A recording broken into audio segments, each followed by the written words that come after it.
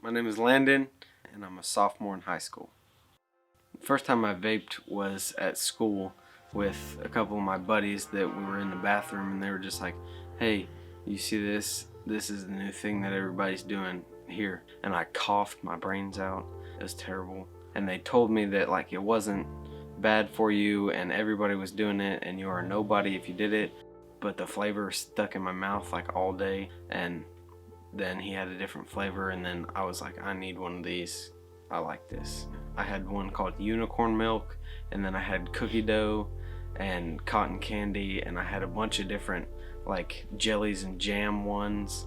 I think big tobacco does target kids with the different flavors because most adults don't use the fruit flavors or like the candy or pastry flavors that'll draw them in to where they start using, because everybody says that it's harmless, but it's not.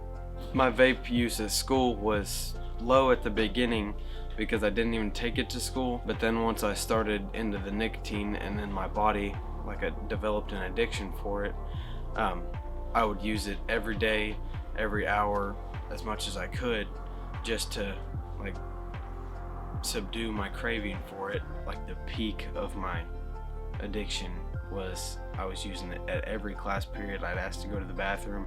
I'd use it during class breaks. I'd even use it during class if the teacher couldn't see me. I was using up to a pod and a half a day, and it was consuming like all of my free money that I had. Once I got one, my nicotine tolerance went up, and then I had to use higher and higher doses to get a buzz. In school, like the whole student body, I would say probably 80% of the people had vapes.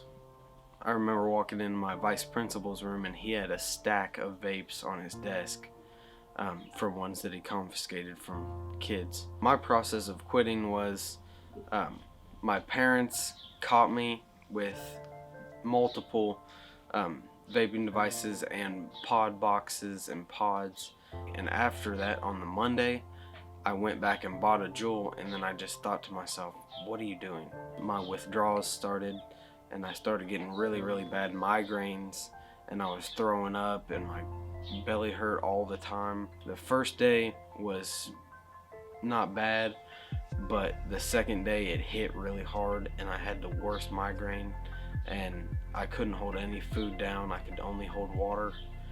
I didn't even know what withdrawals were at that point, and I did not expect them to be that bad because I'd never done anything like that and had withdrawals. I am worried about some of my friends that I was really close to last year that I tried to get to stop whenever I did, and the ones that were really close that I knew were true friends, they quit with me and went through the withdrawals alongside me.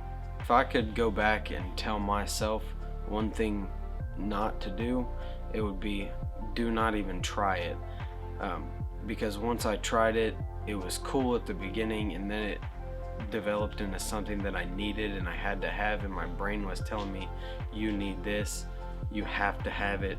And recently my dad has torn apart my room looking for vaping devices to just make sure that I have not turned back and gotten back into the vaping, and he did not find anything because I have stuck the course and I'm not gonna turn around and go back.